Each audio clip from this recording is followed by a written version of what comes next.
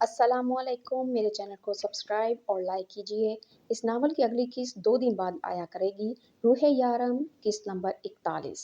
हाँ, मैं जानता हूँ, लेकिन जब तक वो दोनों खुद से बात नहीं करते मैं ये बात नहीं छेड़ना चाहता।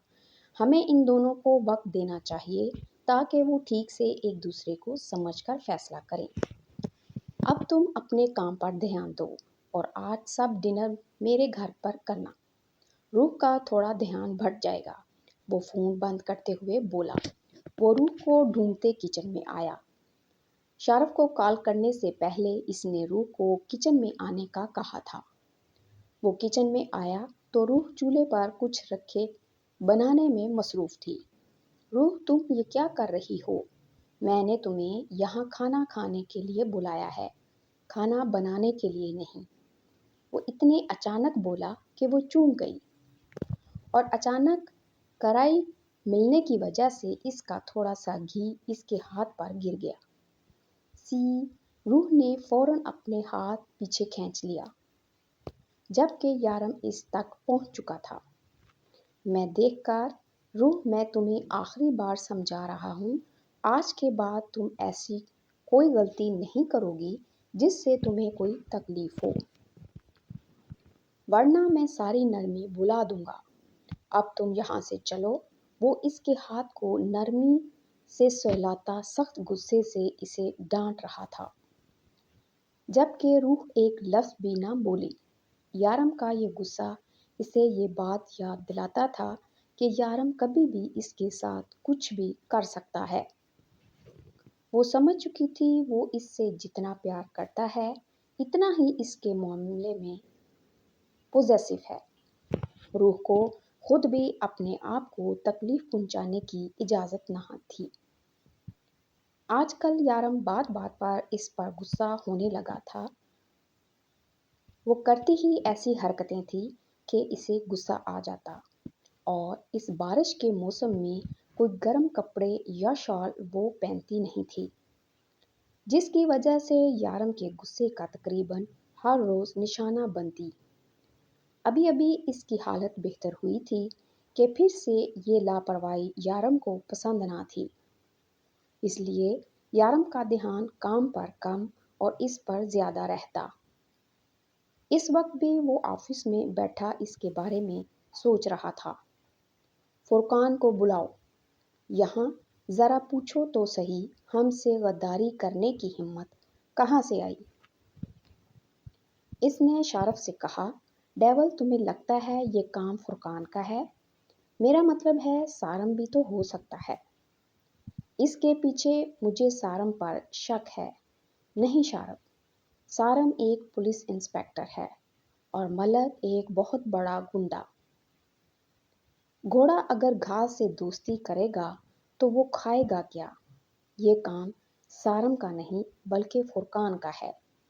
कल मेरे आने से पहले वो यहाँ मेरे ऑफिस में होना चाहिए। यारम ये कहते हुए उठकर बाहर की राह ली। मैडम, हम जा रहे हैं, सर ने फ़ोन किया है कि वो आ रहे हैं, शफा ने कहा। शफा, अभी कुछ देर रुक जाओ, यारम आने ही वाले हैं। रूह की अब शफा से अच्छी दोस्ती हो चुकी थी, जबकि मैरी को उर्दू ठीक से नहीं आती थी, लेकिन इससे बात करने के लिए वो उर्दू में बात करने की अक्सर कोशिश करती। मैम, सर ने फ़ोन किया है, वो आ रहे हैं, शफा ने कहा तो रूह ने उन्हें जाने की इजाज़त दे दी। सांप का डर अब कुछ हद तक कम हो चुका था, लेकिन यारम का डर बढ़ गया था। वो हर बात में इसे डांटने लगा था, लेकिन वो जानती थी कि इसमें गलती इसकी अपनी है, इसलिए खामोशी से इसकी सारी डांट सुन लेती।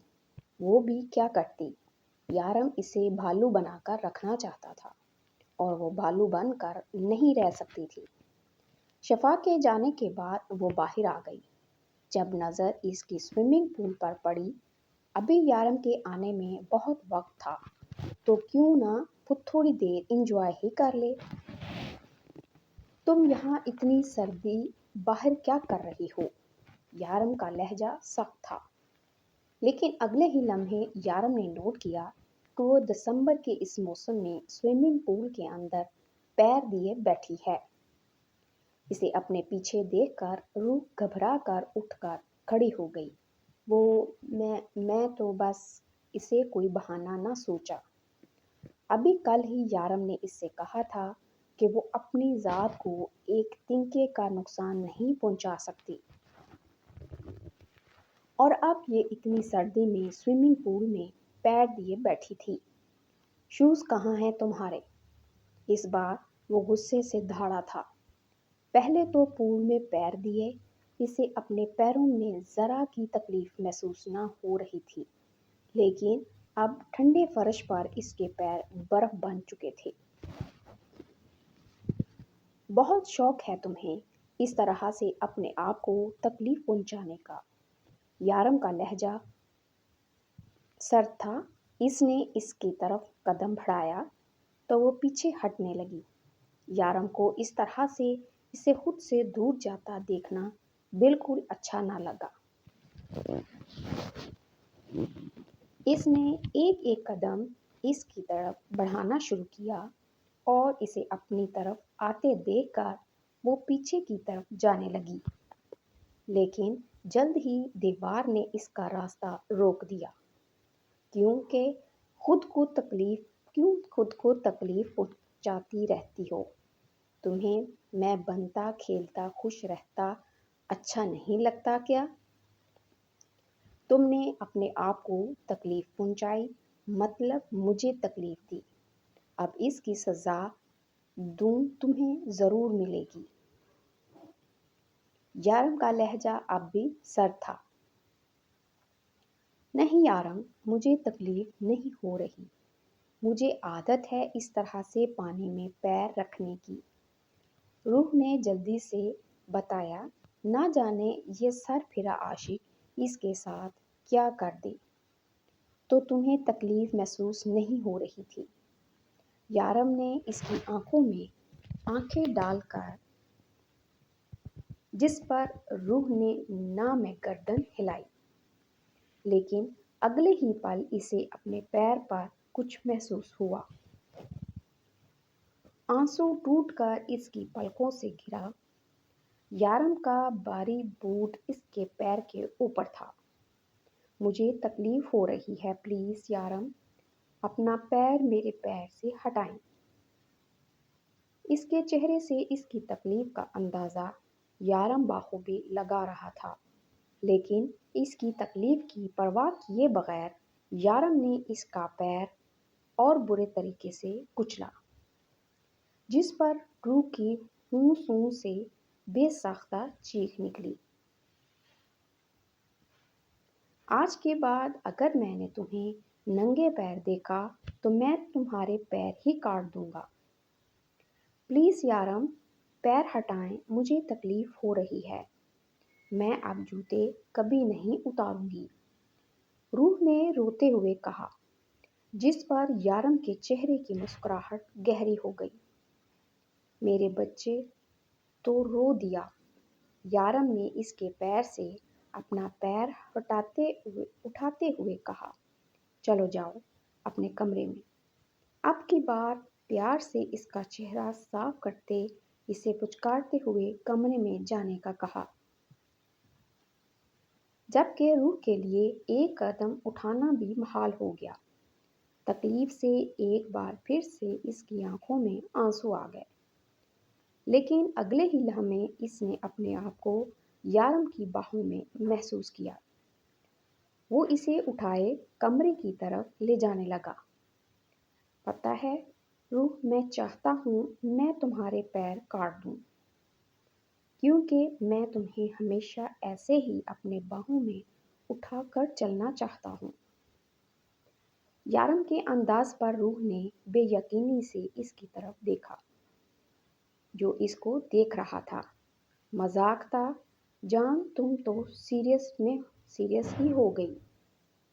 یارم نے ہنستے ہوئے کہا تو وہ بھی زبردستی مسکرا دی۔ اب اس پاگل شخص کا کیا بھروسہ، سچ میں ہی اس کے پیر اسی کی وجہ سے نہ کاٹ دے۔ ایسا نہیں کرنا چاہیے۔ اس طرح سے پیر پانی میں رکھنے سے بعد میں تکلیف ہوتی ہے۔ وہ اسے پیار سے سمجھا رہا تھا اور اس کے سوجے ہوئے پیر پر مرہم لگا رہا تھا۔ پانی میں پیر رکھنے سے نہیں کچلنے سے تکلیف ہوتی ہے۔ اس کا غصہ کم دیکھ کر روح نے بھی اپنے دل کی بات کہی۔ میں تمہیں تکلیف کبھی نہیں دینا چاہتا جان، لیکن اگر میں آج یہ نہیں کرتا تو تم روز یہ کام کرتی۔ روز روز تکلیف سہنے سے بہتر ہے کہ ایک ہی بار سہ لو۔ ڈیول، میں نے کچھ نہیں کیا۔ تمہیں ایسا کیوں لگتا ہے کہ میں کبھی تمہارے خلاف جا سکتا ہوں؟ میں تمہارا وفادار ہوں، پلیز میرا یقین کرو۔ فرقان اپنے کٹے ہوئے ہاتھ کی پرواہ کیے بغیر یارم کو اپنی وفاداری کا یقین دلانے میں مصروف تھا۔ ڈیول، فرقان مرد ہو سکتا ہے لیکن تمہارے ساتھ کبھی غداری نہیں کر سکتا۔ یہ سارا کام ضرور اس انسپکٹر کا ہوگا۔ میں یقین سے کہہ سکتا ہوں کہ وہی تمہارے خلاف اپنے آدمیوں کو چھوڑے ہوئے ہے۔ تم مجھ پر یقین کرو، میں تمہیں سب کچھ پتہ لگوا کر دوں گا۔ فرقان اس کے سامنے بیٹھا اپنے ایک ہاتھ سے اپنے دوسرے ہاتھ کا خون روکے ہوئے بیٹھا تھا جو کہ بری طرح سے بہہ رہا تھا۔ ٹھیک ہے فرقان، میں تمہیں وقت دیتا ہوں۔ مجھے کل ان لوگوں کے بارے میں ساری انفارمیشن چاہیے جو میرے خلاف یہ کام کر رہے ہیں۔ یہ تمہارے پاس اچھا موقع ہے مجھے اپنی وفاداری کا ثبوت دینے کے لیے۔ اب تم میرے کتنے وفادار ہو اس کے بعد مجھے پتہ چل ہی جائے گا۔ شارف، اسے ہسپتال لے جاؤ۔ ڈیول کا آرڈر ملتے ہی شارف اٹھ کر کھڑا ہو گیا اور فرقان بھی اسے دیکھ کر اٹھ گیا۔ تم لیلا کو شادی کے لیے کب پرپوز کرو گے؟ ان دونوں کے جانے کے بعد اس نے خضر سے پوچھا۔ ڈیول، میں پرپوز کر چکا ہوں۔ اگر وہ کوئی جواب ہی نہیں دے رہی تو میں کیا کر سکتا ہوں؟ ہم کچھ دن کے بعد کہیں آؤٹنگ کا پلان بناتے ہیں، وہاں تم لیلا کو پرپوز کرو گے۔ ڈیول نے آرڈر دیا تھا۔ اوکے سر، اور کوئی حکم؟ خضر مسکرایا۔ آرڈر تو تجھے لیلا دے گی شادی کے بعد۔ ابھی تو بڑا پیار کر رہا ہے، بعد میں پتہ چلے گا کہ لیلا کس کھیت کی مولی ہے۔ یار ڈرا کیوں رہے ہو؟ ابھی تو پہلی منزل پار کی ہے۔ پیار کی؟ خضر مسکراتے ہوئے اٹھا۔ وہ میں چلتا ہوں، آج میرا لیلا کے ساتھ ڈنر پلان ہے۔ خضر مسکراتے ہوئے اٹھ کر چلا گیا۔ وہ گاڑی سے نکلا اور تیزی سے گھر کے اندر جانے لگا کیونکہ بارش بہت تیز تھی، لیکن پھر بھی اتنی سی دیر میں وہ آدھے سے زیادہ بھیگ چکا تھا۔ ہمیشہ کی طرح آج بھی وہ سب سے پہلے اپنی جان عزیز بیوی کو دیکھنا چاہتا تھا۔ سب سے پہلے اس نے کچن میں جھانکا جہاں وہ اکثر پائی جاتی تھی، لیکن آج وہاں نہیں تھی۔ یقیناً وہ بیڈ روم میں ہوگی۔ بیڈ روم کا دروازہ کھولا تو وہاں بھی نہیں تھی۔ اس کی غیر موجودگی میں اس کے کسی دشمن میں بھی اتنی ہمت نہ تھی کہ وہ یہاں آتا، تو پھر وہ کہاں گئی؟ وہ جس طرح سے گھر کے اندر آیا تھا ویسے ہی باہر نکلا اور گاڑی میں بیٹھ کر گاڑی اسٹارٹ کرنے لگا۔ جب نظر سامنے چھت پر تیز بارش میں بھیگتی اس کی جان سے پیاری بیوی پر پڑی، پہلے تو اس کے اس طرح سے غائب ہونے پر اسے اچھا خاصا غصہ آ رہا تھا اور اب وہ بارش میں نہا رہی تھی۔ यारम गुस्से से सीढ़ियां चढ़ता तेजी से ऊपर की तरफ गया, लेकिन आज इसका रूह पर गुस्सा करने का कोई मूड ना था। अब वो इसे प्यार से समझाने की कोशिश करता था, शायद अपने पागलपन पर कंट्रोल चाहता था। अब ऊपर खड़ा इसे देख रहा था। 32 साला जिंदगी में शायद ही इसे किसी औरत को इतना चाहा था। वो औरत जात से दूर भागने वाला किस तरह से एक लड़की इसके ज़हनो दिल पर सवार हो गई कि इसके बगैर जीने का तसव्वुर भी करते हुए इसकी जान पर बन आती थी। रूह को अपने पीछे किसी के होने का एहसास हुआ, लेकिन इसने मुड़कर नहीं देखा, क्योंकि वो जानती थी कि सवाए यारम के और कोई नहीं आ सकता। वो बिना पीछे मुड़े अपने काम में मसरूफ रही। अब वो इस चीने छीने चलाएगा कि तुम्हें बारिश में क्या कर रही हो। रूह ने अपने आप को इसकी डांट सुनने के लिए तैयार कर लिया था। काफी देर तक कोई आवाज न आई। फिर इसे अपनी कमर पर किसी के मजबूत गिरफ्त का एहसास हुआ। रूह ने अपनी आंखें जोर से बंद कर ली। वो आज तक समझ ना पाई थी कि इस शख्स में ऐसा क्या था जो वो इसकी मोहब्बत में इस हद तक डूब गई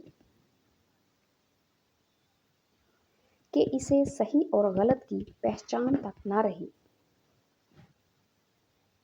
वो अपने रब से दुआ मांगती थी कि इसे जैसा भी इंसान मिले, इसे प्यार करे या ना करे, इससे इज्जत ना दे, इसके इसके हक ना दे, लेकिन अम्मी के जैसा इंसानियत से आरी ना हो।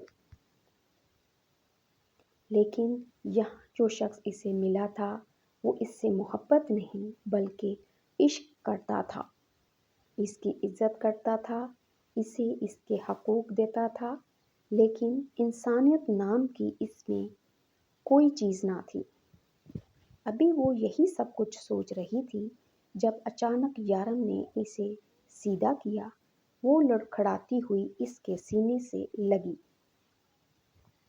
और अपना एक हाथ इसके सीने पर रखा, लेकिन अगले ही लम्हे इसकी शर्ट पे वो दाग देखकर वो इससे दूर हटी।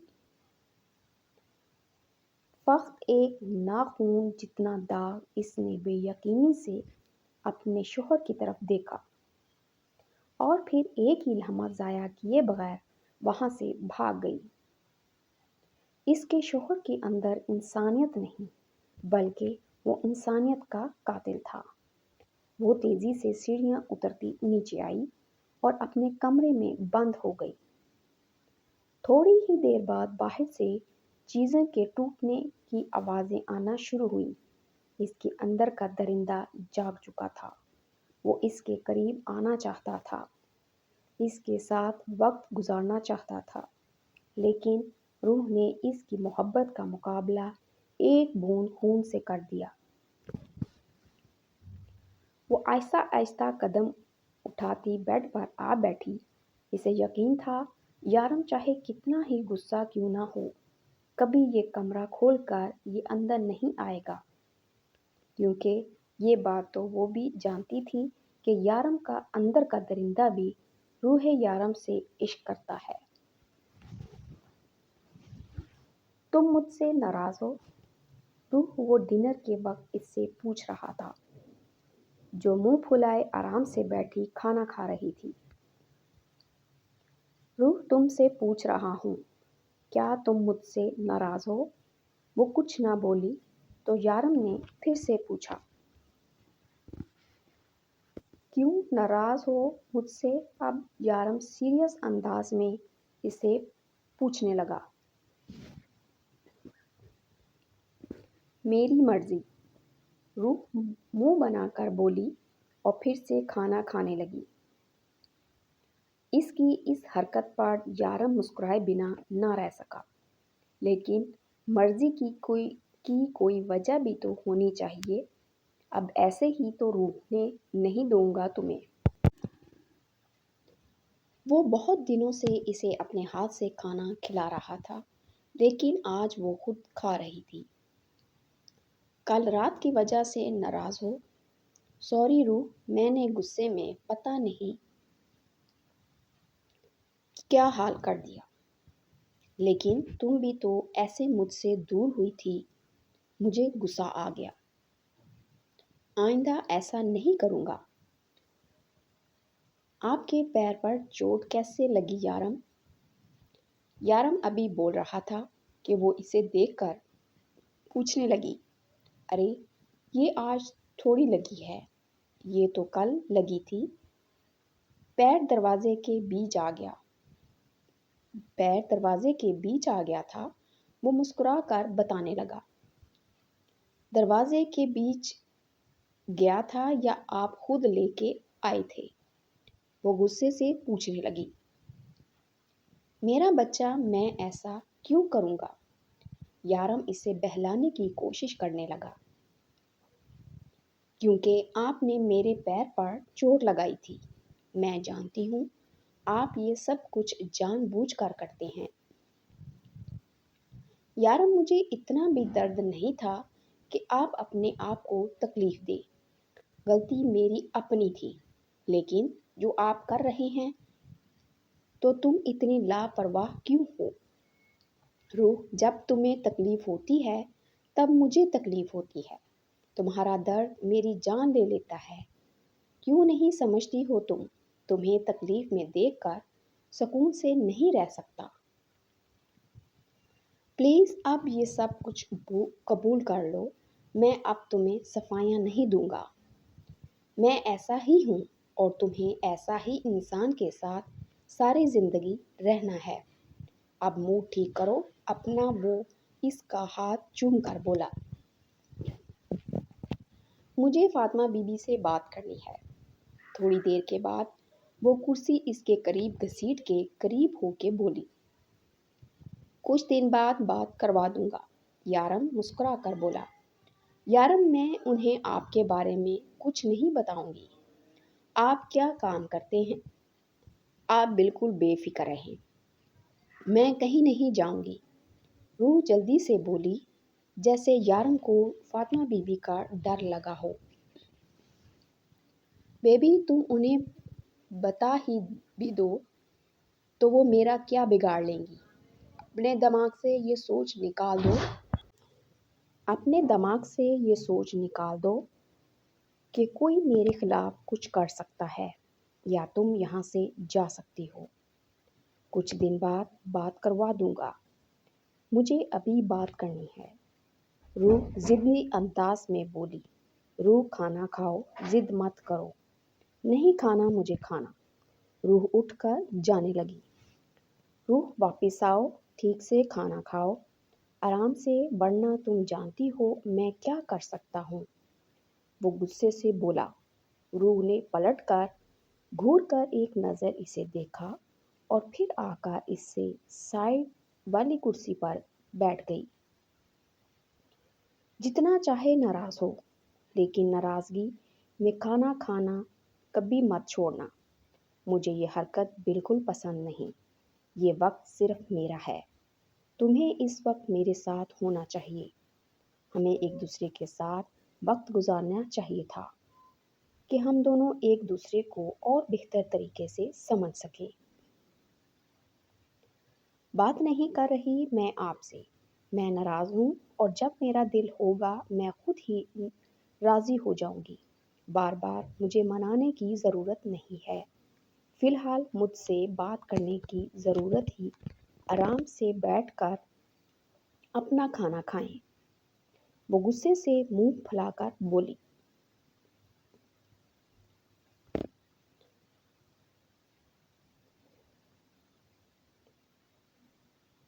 Okay you please. یارم اپنا ڈمپل چھپاتا کھانا کھانے لگا۔ وہ کافی دیر آفس روم میں بیٹھا اپنا کام کرتا تھا۔ ہر تھوڑی دیر میں اسے روح کا پھولا ہوا چہرہ یاد آ جاتا۔ کام زیادہ تھا، اس لیے وہ سارا کام ختم کر کے ہی بیڈ روم میں جانا چاہتا تھا۔ اس نے جلدی جلدی اپنا کام ختم کیا۔ وہ خوش تھا کہ روح نے اسے قبول کر لیا ہے۔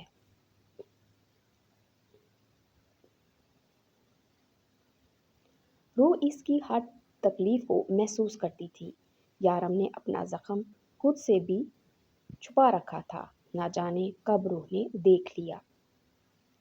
اس دن روح کا پیر کچل کر وہ بہت بے سکون تھا، اس لیے اس رات اس نے اپنا پیر دروازے میں دیکھ کر خود کو تکلیف پہنچائی تھی۔ پھر کیا تھا، یارم پر ثابت ہوا کہ روح کا ڈر اس کی محبت سے مقابلہ نہیں کر سکتا۔ وہ اس سے کتنا بھی ڈرے، لیکن وہ اس سے محبت بھی کرتی تھی۔ یارم کو جو پچھلے دنوں لگ رہا تھا کہ روح کا ڈر روح کی محبت پر حاوی ہو رہا ہے، اب یارم اس بے چینی سے آزاد ہو چکا تھا۔ وہ بنتے ہوئے اٹھا، بیڈ روم میں آیا۔ اب تک ناراض ہو روح کروٹ لیے سو رہی تھی۔ جب وہ اس کے قریب آیا، میری جان کیوں روٹھتی ہو مجھ سے؟ تم جانتی ہو میں کتنا پیار کرتا ہوں اور یہ وقت صرف میرا ہے۔ اس وقت تمہیں مجھ سے باتیں کرنی چاہیے۔ تم مجھے فاطمہ بی بی سے بات کرنے کی سارا ٹائم ویسٹ کرنا چاہتی ہو۔ وہ اس کے بالوں میں انگلیاں پھیرتا کہنے لگا۔ جب اسے احساس ہوا کہ روح سو رہی ہے